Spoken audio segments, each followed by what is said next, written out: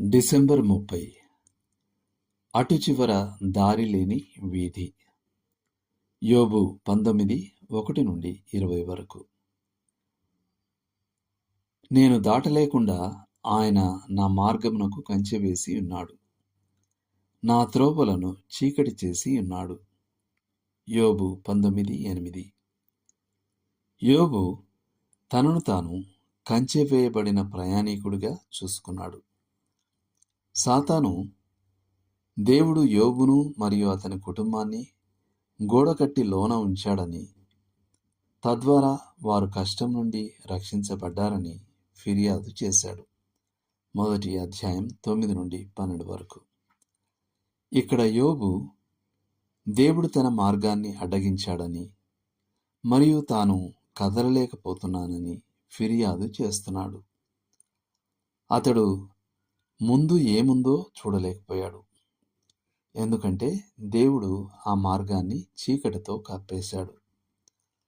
కొన్నిసార్లు దేవుడు తన పిల్లలను అటు చివర దారి లేని వీధిలో చీకటిని అనుభవించనిస్తాడు.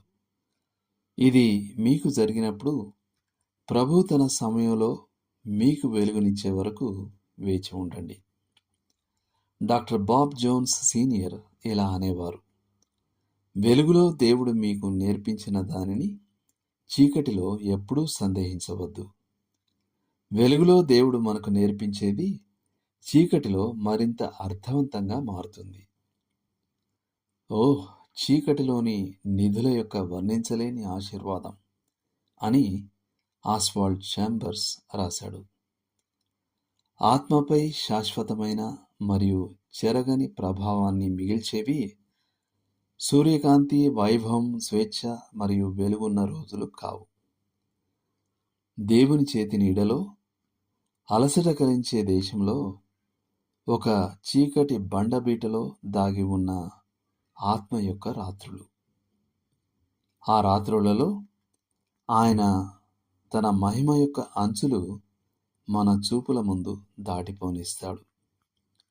లోతుగా ఆలోచించాల్సిన విషయం: ముందు ఏమి ఉందో దేవుడు బయలుపరచకూడదని ఎంచుకున్నప్పుడు మీరు సాధారణంగా ఎలా ప్రతిస్పందిస్తారు?